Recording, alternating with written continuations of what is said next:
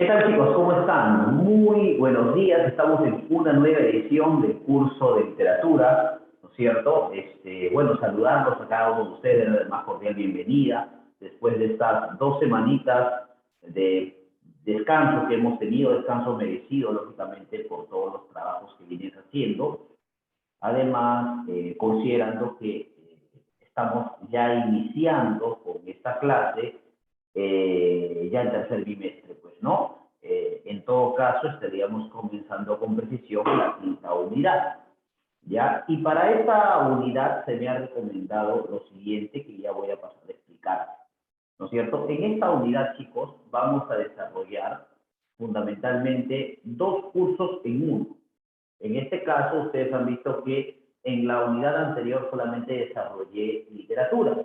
En esta unidad voy a desarrollar el curso de literatura, pero también voy a desarrollar el curso de razonamiento verbal. Al menos vamos a ir desarrollando de a poco, ¿no es cierto? Fundamentalmente los ejercicios y hay ejercicios que te voy a dejar como tarea y que el coordinador te va a colocar esos ejercicios. Me dice, me informa el coordinador, ¿no es cierto? Por si acaso, que con respecto a los temas que vamos a trabajar en razonamiento verbal, vamos a seguir la pauta del material que teníamos desde un inicio de este año. O sea, vamos a continuar desarrollando ese material de razonamiento verbal. Con respecto a literatura, el material es nuevo y ya se te va a hacer llegar. Me dicen que en estos días, antes de que culmine la semana, ya tendrás tu material para poder trabajar. ¿Sí, chicos? Entonces, bueno, primero, saludarte y darte la más cordial bienvenida a esta segunda etapa de las clases virtuales, ya, digamos, esta segunda etapa culminatoria del año escolar, ¿no? Espero que fundamentalmente las clases te hayan servido de respaldo y que prestes mucha atención a lo que vamos a desarrollar. Para que no haya ninguna confusión, ¿no es cierto? Los ejercicios que voy a desarrollar van a ser los ejercicios que tú vas a tener en tu libro, pero los ejercicios que yo voy a poner en el examen van a ser otros ejercicios. Claro está, tienen que ver con el tema, pero para que no haya complicaciones ni dudas, entonces van a ser preguntas diferentes, ¿correcto? Para que todo esté muy claro, ¿ya? Por si acaso. Así que presta mucha atención en todo lo que vamos a hacer. Ya saben que esta clase está dirigida para ustedes, chicos, del tercer año de secundaria del Colegio GUNI en Cali. Miren, hemos estado viendo la introducción a la literatura, hemos estado viendo los géneros literarios, hemos visto también fundamentalmente las figuras literarias también. En algunos casos hemos remarcado esa función inmediata.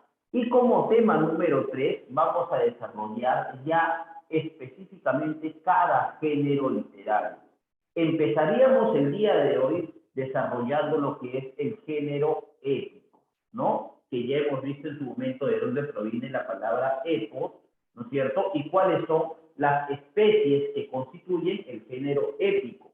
Entiéndase también algo muy importante, que la Universidad de San Mayor de San Marcos considera que el género épico, ¿no es cierto?, se adiciona o se trabaja también a partir del género narrativo.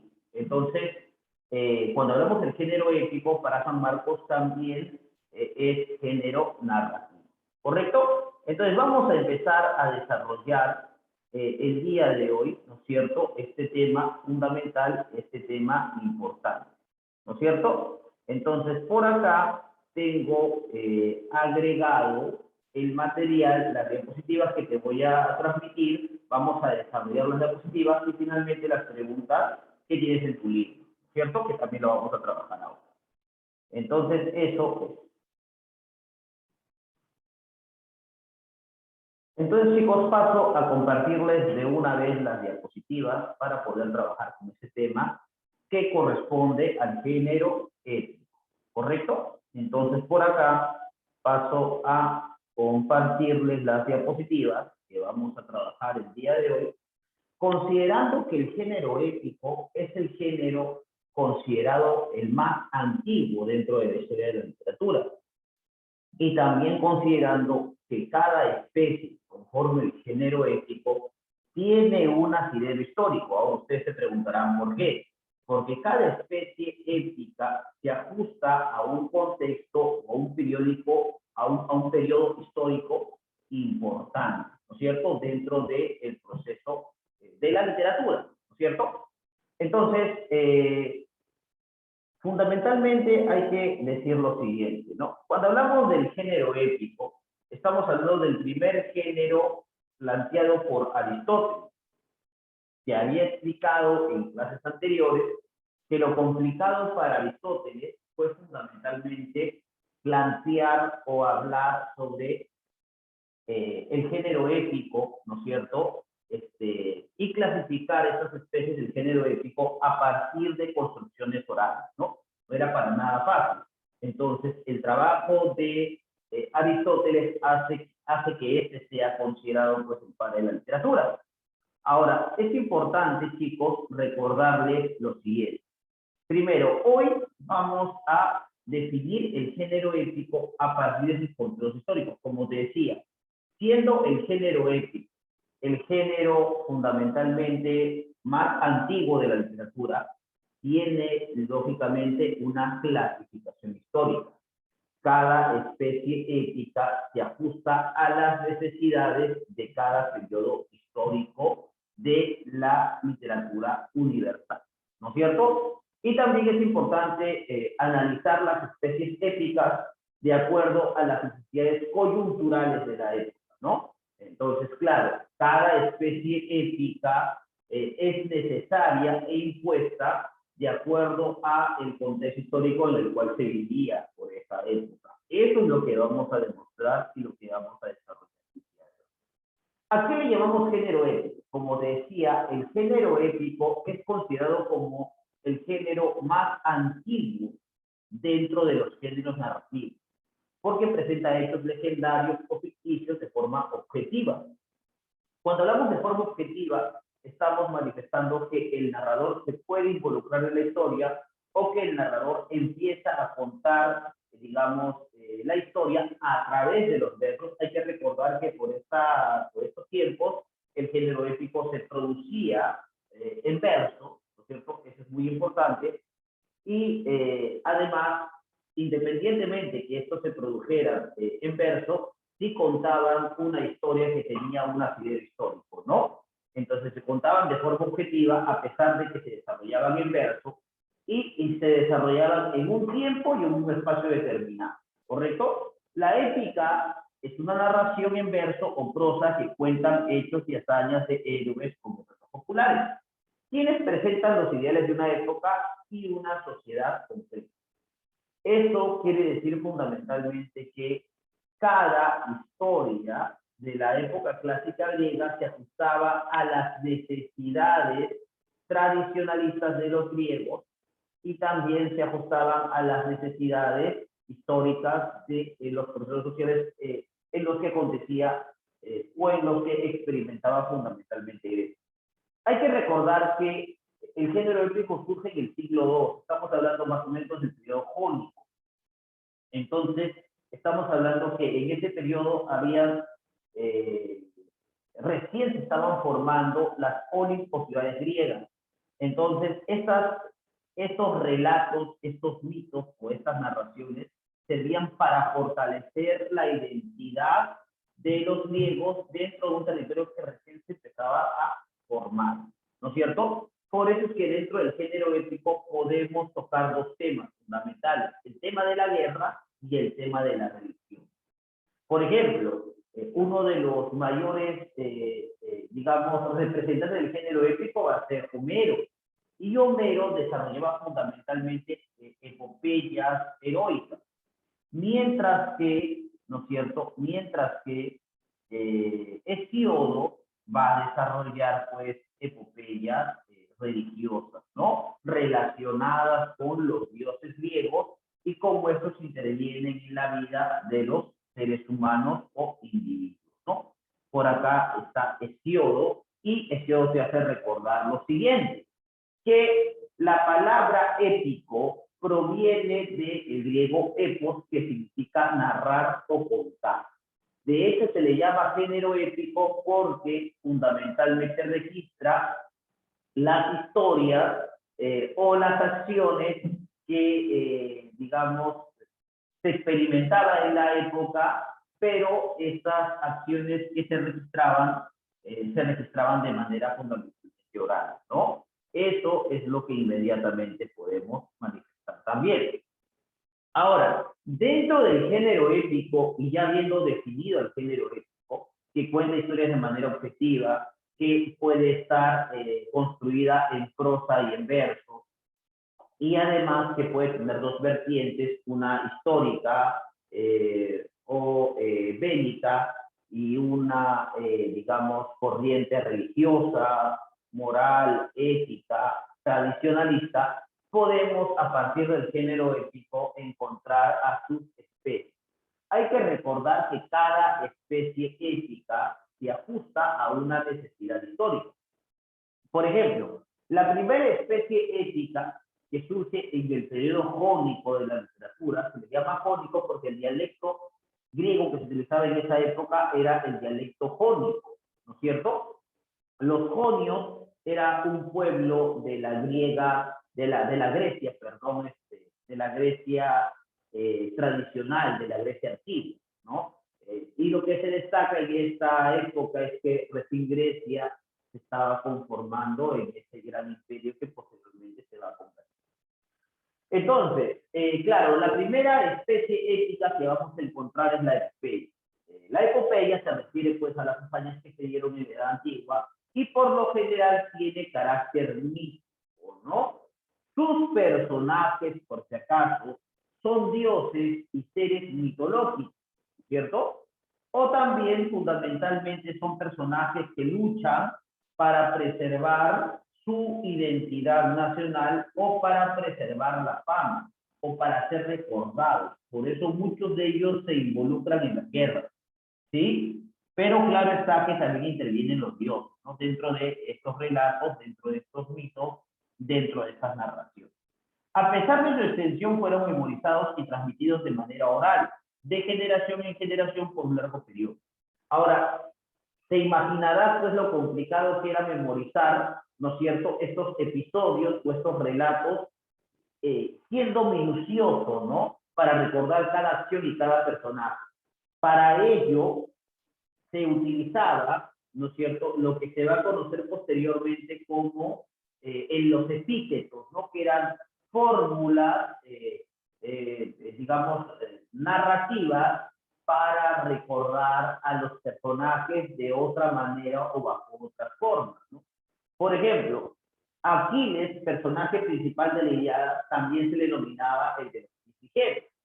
O Héctor, por ejemplo, se le denominaba el de tremolante cara. Te hago recordar esto porque esto ya lo hemos visto en figuras literarias, que es el epíteto. El epíteto fundamentalmente es la repetición de una característica o una cualidad que ya se tiene, ¿no es cierto?, que ya tiene el objeto al cual estás haciendo referencia. Pero también te hago recordar que fundamentalmente por esta época las epopeyas eran contadas en verso, ¿no?, para así poder memorizar esos relatos, ¿no? Por ejemplo, algunas acciones dentro de las epopeyas, ¿no? En la Ilíada, por ejemplo, Aquiles se enfrenta a Héctor, ¿no?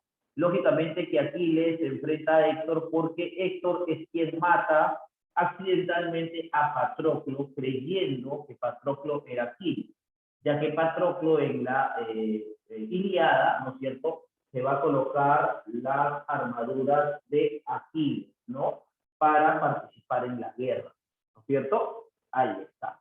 Claro está que por eso el tema fundamental de la Ilíada es la cólera de Aquiles, ¿no?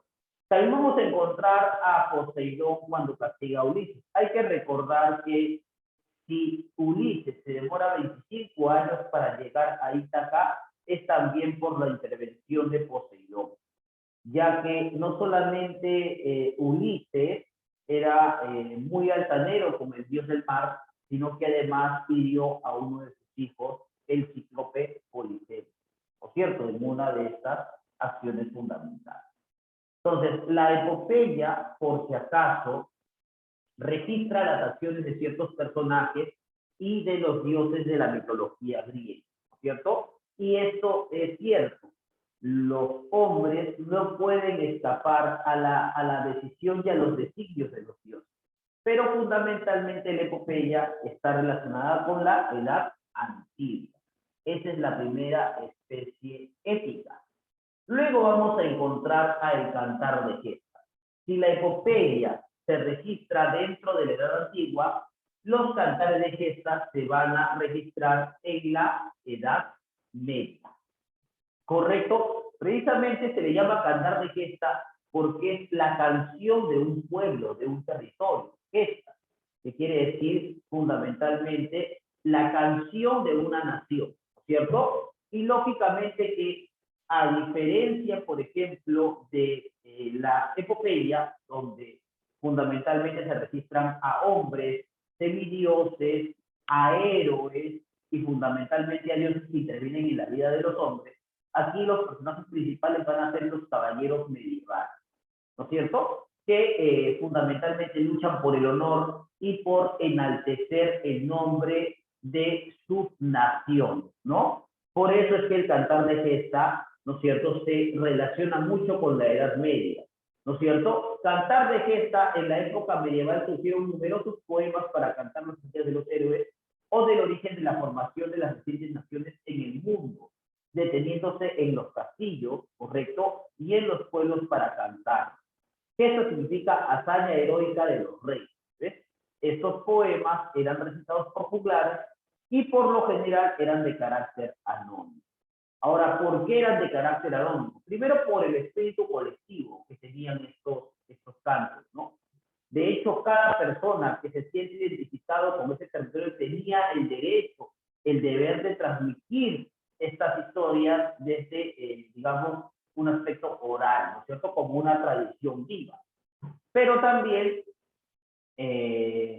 estos poemas eran recitados por juglares, ¿no? Que iban de pueblo en pueblo a cantar estas hazañas. En todo caso, esos son los cantares de gesta. Y eran anónimos fundamentalmente también porque en algunos se cuestionaba mucho la labor de la Iglesia Católica. Hay que recordar, ¿no es cierto?, que la institución más poderosa que surgió en la Edad Media fue la Iglesia Católica, que no solamente apañaba a los señores feudales o a los gobernantes inquisidores, sino que a su vez se enriquecía con, digamos, la recolección de ofrendas de los feligreses en aquella época donde la Iglesia Católica tenía ese poder, ¿no es cierto? Entre los cantares de gesta vamos a encontrar, por ejemplo, el cantar del Mío Cid en España, ¿no es cierto? Vamos a encontrar el cantar de los Nibelungos en Alemania, el cantar de Roldán en Francia o la canción de Igor en Rusia. O también Beowulf en Inglaterra, ¿no es cierto? Es ahí donde encontramos pues el cantar de gesta, ¿no es cierto? Ahí está. Y luego vamos a encontrar pues al poema épico. El poema épico ya toca temas que no hacen referencia ni a caballeros medievales, ni a castillos o sentimientos de dioses, y tampoco habla de dioses míticos o de semidioses.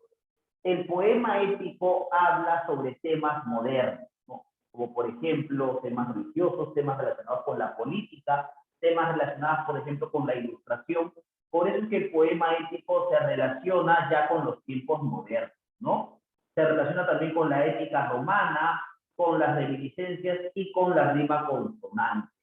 Fundamentalmente el poema épico va a florecer en el Renacimiento y sí es cierto que va a tener influencia de la cultura greco-romana, ¿no es cierto? También es importante recordar que los poemas épicos van a tocar temas de la época moderna, ¿no es cierto? Podemos relacionar con la época moderna. Por ejemplo, un poema épico como la Divina Comedia de Dante Alighieri, donde fundamentalmente esta obra renacentista involucra a Dante, que durante 7 días, o después de 7 días de caminar por la selva oscura, por una selva oscura, de estar en la mitad del camino recorrido, se pierde, ¿no es cierto? Se pierde debajo de Jerusalén, en una selva oscura, en medio de la oscuridad, escapa de tres fieras, ¿no? De la loba, la pantera y la leona, ¿no es cierto? Que representan la avaricia, la lujuria y la ira, ¿no es cierto? Y luego, debajo del territorio de Jerusalén, va a encontrar un cono invertido donde va a empezar a descender, ¿no es cierto? Y donde va a pasar por los tres estadios de las almas, ¿no es cierto? ¿Cuál es el acontecer de las almas después de muertas? Va a pasar por el estadio del infierno, el purgatorio, y finalmente llegará al paraíso, donde no podrá ver a Dios porque Dante no está muerto, simplemente ha ido en búsqueda de su amada Beatriz Fortunal. Pero se da cuenta, después de padecer por estos círculos infernales, estos círculos, digamos, del purgatorio y del paraíso, que las almas deben padecer para encontrar la luz. ¿Correcto? Entonces, he ahí la Divina Comedia, uno de los poemas épicos más importantes de Dante Alighieri. Es más, cuando Dante Alighieri llega a las puertas del infierno, encuentra esta inscripción: por mí se llega a la ciudad doliente, por mí se llega hasta el dolor postrero, al resignar, al llanto, al desespero, por mí se va tras la maldita gente. Y hay una inscripción debajo que dice Vouloir Esperanza Boy Chantré, que quiere decir quien cruce esta puerta olvide toda esperanza, ¿no es cierto?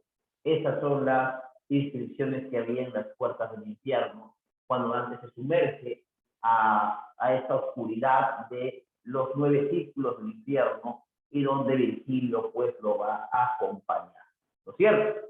Ahí está. Eso es lo primero que hay que ver dentro del poema épico. Pero la Divina Comedia no es el único poema épico, ¿eh?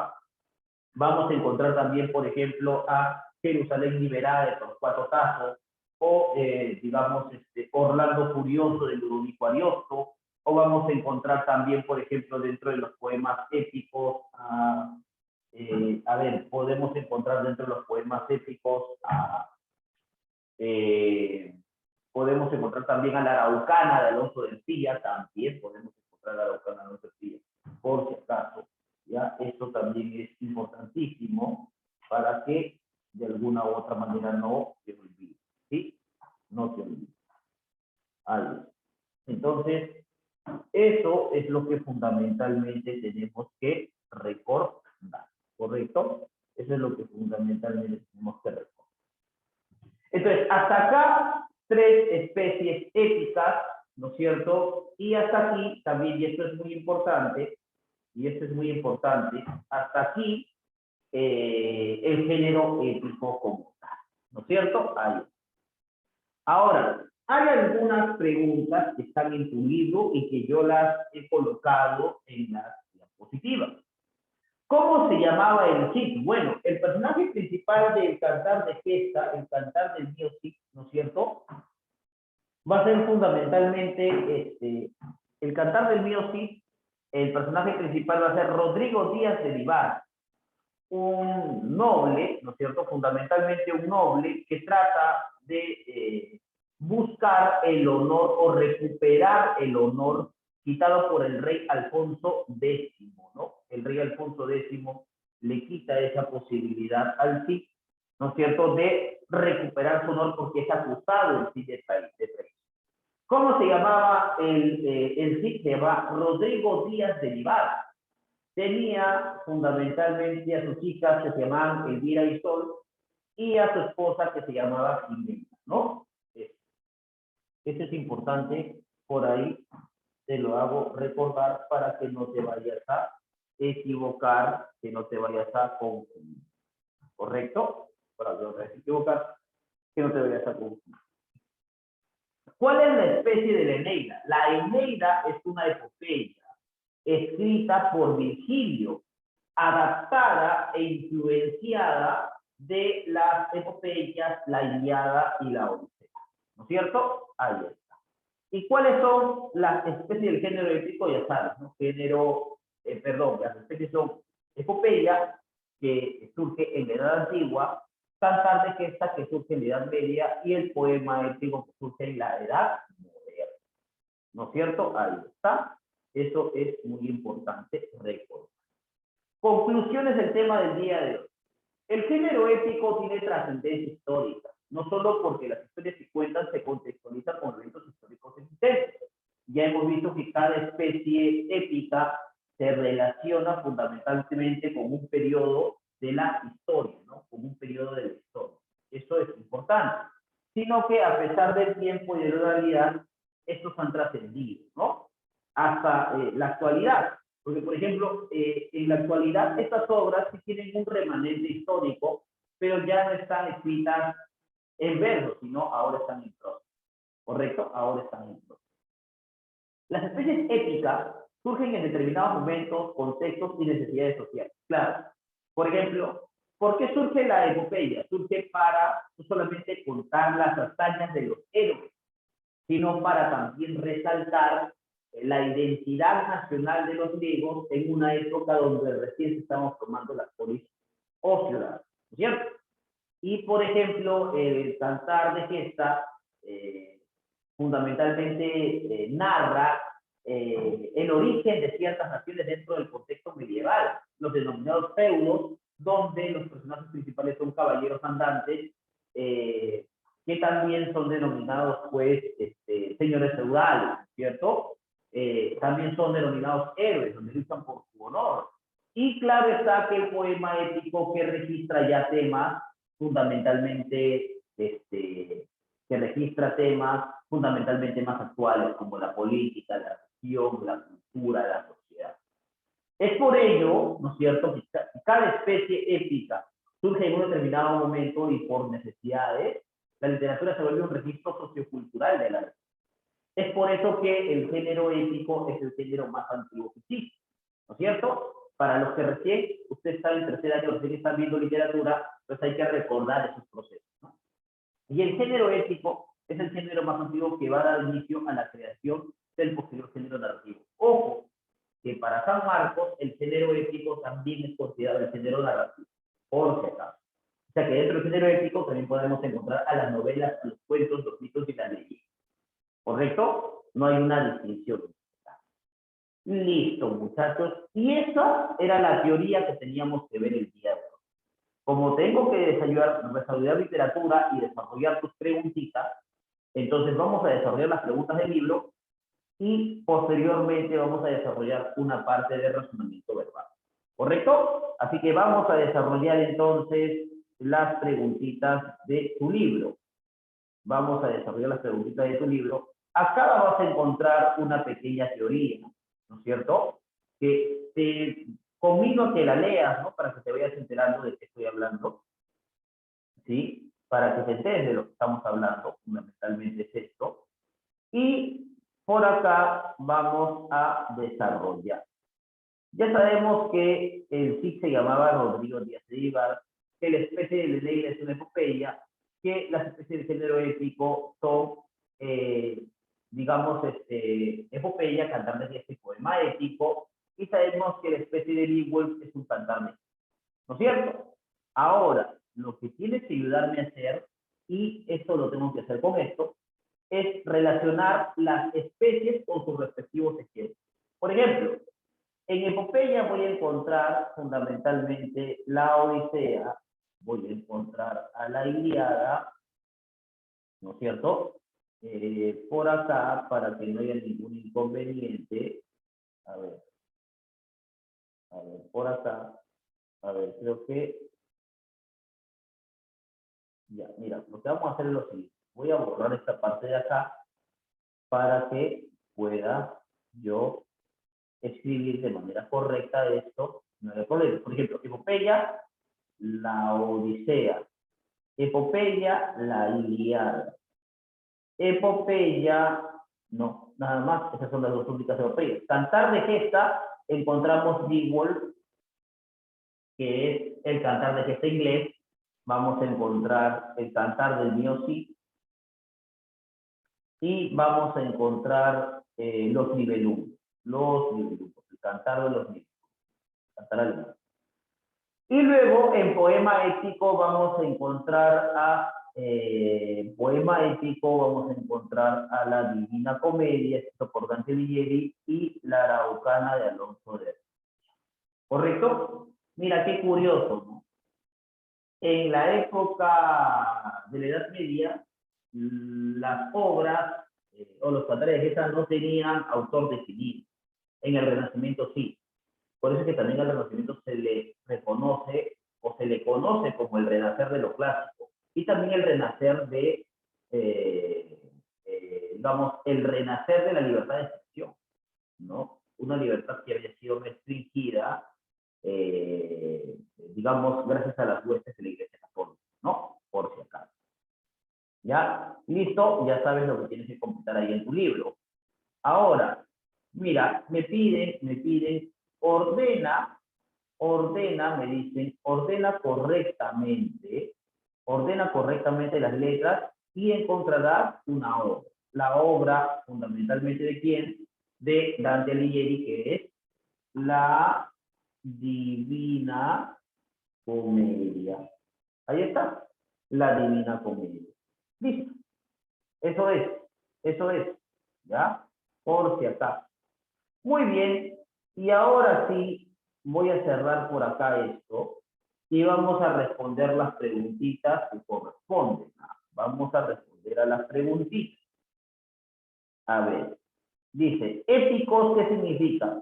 Palabra perteneciente a, palabra referente a Dios, narración, literatura oral o ensayo. No. Palabra perteneciente a, ¿correcto? Ahí. Dice, considerado el género más antiguo, profe, fundamentalmente el género épico. Ya está, ¿ves? Género que narra hazañas de héroes. Ya, pues te hablan del género, no te hablan de la especie. Género épico. No, ahí está. Épico. Ahí está. Perfecto. El libro del Mahabharata pertenece a qué género épico. Al género épico. Recuerda que también el Mahabharata también es considerado el libro de los muertos, pero judío, ¿correcto? Por si acaso. Especie del género épico. Aquí vamos a encontrar, pues, a la epopeya, ¿no? Epopeya, especie del género épico, epopeya. ¿Ya? Narra hazañas de héroes de la edad antigua. Profe, edad antigua, cantar de gesta, profesor. Perfecto, cantar de gesta. Ya está. ¿Para qué lo vas a dudar? Cantar de gesta. Está la respuesta. Beowulf pertenece a la especie que cantar de gesta. Es el cantar de gesta inglés. Los poemas en la Edad Media eran recitados por quién. Ya sabemos que eran por los juglares o también considerados trovadores, ¿no es cierto? Estos eran como especies de arlequines que utilizaban mallas o que utilizaban sombreros, ¿no es cierto?, como boina, y que tenían fundamentalmente la cítara o también utilizaban pues el arpa o utilizaban otros instrumentos de cuerda, ¿no? Los germanos compusieron un cantar llamado el cantar, ¿no es cierto?, de Roldán. Los alemanes, los germanos, el cantar de Roldán. Profe, ¿no había dicho el cantar de los nivelumbos? No, el cantar de los nivelumbos es francés. El cantar de Roldán es alemán, ¿no es cierto? El rey Arturo es un personaje de qué género? Del género épico. Beowulf es el cantar de gesta donde aparece el rey Arturo. También existe los relatos que hablan sobre el rey Arturo. A estos relatos se les conoce como el ciclo artúrico y tienen que ver con la Edad Media, ¿no es cierto? Donde se habla de la historia de Arturo y la leyenda del Santo Grial, ¿correcto? Pero eso lo vamos a contar más adelante, por si acaso. Y ya está, chicos, con eso hemos desarrollado el tema que teníamos que trabajar el día de hoy. Espero, ¿no es cierto?, que fundamentalmente esta parte de la clase se haya entendido, pero no es lo único que vamos a desarrollar, por si acaso. No es lo único que vamos a desarrollar, porque como te había explicado yo, ¿no es cierto?, como te había explicado yo, vamos a trabajar también con razonamiento verbal, ¿cierto? También vamos a trabajar con razonamiento verbal. Así que por aquí, muy atentos a lo que vamos a desarrollar en estos momentos para que no haya ningún inconveniente. ¿Correcto? Para que no haya ningún inconveniente. Mira que me había descargado el material, pero no sé, parece que se me acaba de borrar. No, no hay problema. En todo caso, igual por acá lo tengo para que no haya ningún inconveniente para poder trabajar como corresponde. Así es. Y, a ver, si ya lo había compartido por acá. Ahí está. Perfecto. Aquí está. Yo sabía que lo había compartido por aquí. Así que acá lo tenemos para poder trabajar con usted. Miren, tendríamos que continuar, ¿no es cierto?, con el taller de lectura número 2. Nos habíamos quedado, que hago recordar, nos habíamos quedado fundamentalmente en qué? Nos habíamos quedado en razonamiento verbal, en lo que sería primera práctica de reforzamiento. ¿Te acuerdas, no? Nos habíamos quedado en la primera práctica de reforzamiento. Ahí está, ahí nos habíamos quedado la clase anterior, ¿no? Ahora tenemos que desarrollar, ¿no es cierto?, lo que sería el primer taller de lectura, ¿no es cierto? Perdón, el segundo taller de lectura. Y encontramos aquí un cuento, ¿no es cierto?, largo, de larga extensión, de Mario Benedetti. Así que vamos a pasar a leerlo, ¿ya? Dice, La noche de los feos. Ambos somos feos, ni siquiera vulgarmente feos. Ella tiene un pómulo hundido desde los 8 años, cuando le hicieron la operación. Mi asquerosa marca junto a la boca viene de una quemadura feroz, ocurrida a comienzos de mi adolescencia. Tampoco puede decirse que tengamos ojos tiernos, esa suerte de faros de justificación por los que a veces los horribles consiguen arrimarse a la belleza. No, de ningún modo. Tanto los de ella como los míos son ojos de resentimiento, que solo reflejan la poca o ninguna resignación con que enfrentamos nuestro infortunio. Quizá eso nos haya unido. Tal vez unido no sea la palabra más apropiada. Me refiero al odio implacable que cada uno de nosotros siente por sus propios rostros. Nos conocimos a la entrada del cine, haciendo cola para ver en la pantalla a dos hermosos cualesquiera. Allí fue donde por primera vez nos examinamos sin simpatía, pero con oscura solidaridad.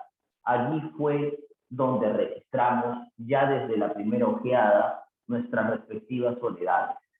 En la cola todos estaban de a dos, pero además eran auténticas parejas, esposos, novios, amantes, abuelitos, vaya uno a saber. Todos de la mano o del brazo tenían a alguien. Solo ella y yo teníamos las manos sueltas y crispadas.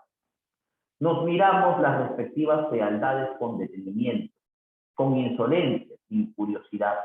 Recorrí la hendidura de su pómulo con la garantía de desparpajo que me otorgaba mi mejilla encogida.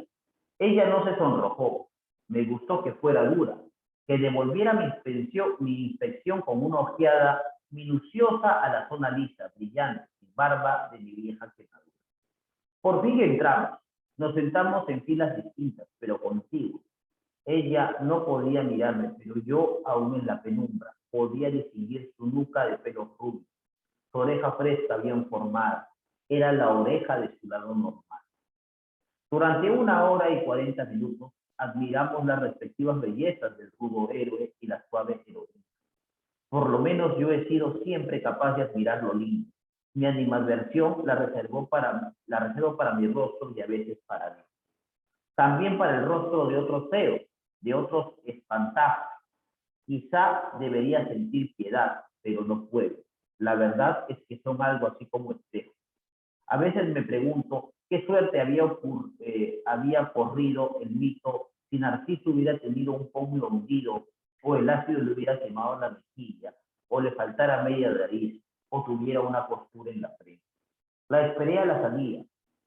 Caminé unos metros junto a ella y luego le hablé. Cuando se detuvo y me miró, tuve la impresión de que vacilaba. La invité a que charláramos un rato en un café o una confitería. De pronto aceptó. La confitería estaba llena, pero, pero en este momento se desocupó una mesa. A medida que pasamos entre la gente, quedaban a nuestras espaldas las señas, los gestos de fondo. Mis antenas están particularmente detrás para captar esa curiosidad enfermiza, ese inconsciente sadismo de los que tienen un rostro corriente, milagrosamente simétrico. Pero esta vez ni siquiera era necesaria mi adiestrada intuición, ya que mis oídos alcanzaban para registrar murmullos, risitas, falsas carrasperas.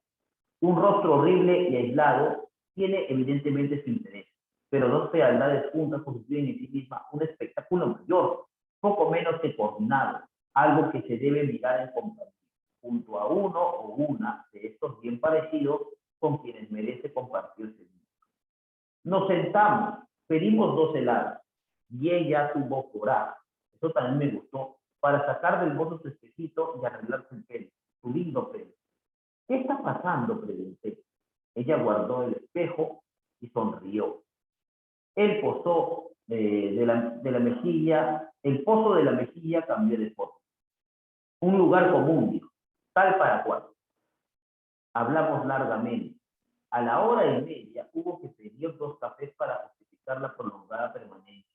De pronto me di cuenta de que tanto ella como yo estábamos hablando con una franqueza tan hiriente que amenazaba traspasar la sinceridad y convertirse en casi un equivalente de la hipocresía. Decidí tirarme a fondo. Usted se siente excluida del mundo, ¿verdad? Sí, dijo, todavía mirando. Usted admira a los hermosos, a los normales. Usted quisiera tener un rostro tan equilibrado como esa muchacha que está a su derecha, a pesar de que usted es inteligente y ella, a juzgar por su risa, irremisiblemente estúpida. Sí, por primera vez no pudo sostener mi mirada. Yo también quisiera eso, pero hay una posibilidad, ¿sabe? De que usted y yo lleguemos a algo. Algo como qué, como querernos, caramba, o simplemente congeniar, llámele como quiera, pero hay una posibilidad. Ella frunció el ceño, no quería concebir esperanza. Prométame no tomarme como un chiflado, prometo. La posibilidad es meternos en la noche íntegra, en lo oscuro total. ¿Me entiende? No. Tiene que entenderme, lo oscuro total, donde usted no me vea, donde yo no la vea. Su cuerpo es lindo. ¿No lo sabía? Se sonrojó y la lindura de la mejilla se volvió súbitamente escarlata. Vivo solo, en un apartamento, y queda cerca. Levantó la cabeza y ahora se me miró preguntando, averiguando sobre mí, tratando desesperadamente de llegar a un diagnóstico. Vamos, dijo. No solo apagué la luz, sino que además corrí la doble cortina. A mi lado ella respiraba, y no era una respiración afanosa. No quiso que la ayudara a desvestir. Yo no veía nada, nada, pero igual pude darme cuenta de que ahora estaba inmóvil, a la espera. Estiré cautelosamente una mano hasta hallar su pecho. Mi tacto me transmitió una versión estimulante, poderosa. Así vi su vientre, su sexo, sus manos también me dieron. En ese instante comprendí que debía arrancarme y arrancarla de aquella mentira que yo mismo había fabricado o intentado fabricar. Fue como un relámpago. No éramos eso, no éramos eso. Tuve que recurrir a todas mis reservas de coraje, pero lo hice. Mi mano ascendió lentamente hacia su rostro. Encontró el surco de horror y empezó una lenta, convincente y convencida caricia. En realidad mis dedos, al principio poco temblorosos y luego progresivamente serenos, pasaron muchas veces sobre sus labios.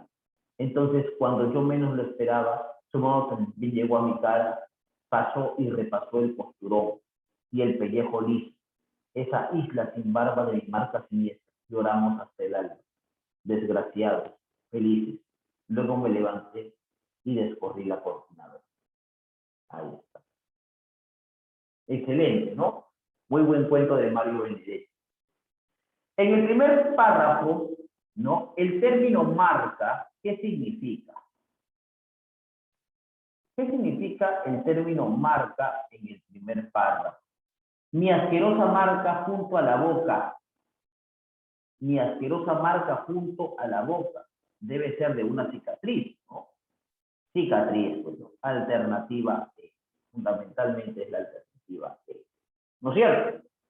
Dice, y esto es muy importante, dice, según el séptimo párrafo, el vocablo corriente, ¿no es cierto? El vocablo corriente es sinónimo de ¿qué? A ver, en el séptimo párrafo, el vocablo corriente. Ya.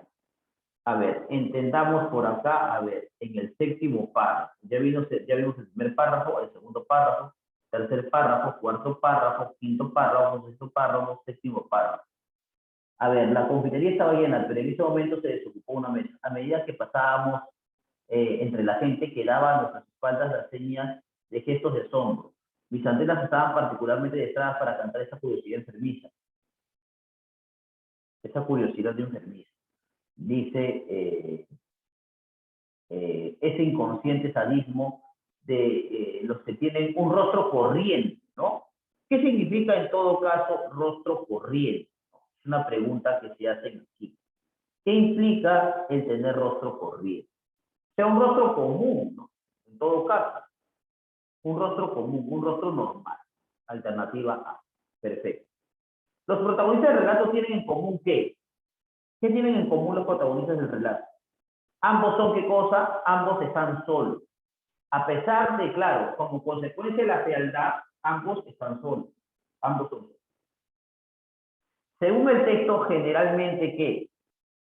Según el texto, generalmente ¿qué? Al cine se asiste en compañía, ¿no? Al cine se asiste en compañía. Eso. Al cine se asiste en compañía. Identifique la afirmación incorrecta según lo leí. A ver. Los protagonistas son catalogados por la sociedad como feos, por tener un defecto físico. Eso sí es correcto. Eso sí es correcto. Hay muchas personas que se dejan llevar por las apariencias y no valoran los sentimientos. Eso también. La muchacha demuestra coraje al sacar el espejo y enfrentar a la sociedad que la rodea. Sí.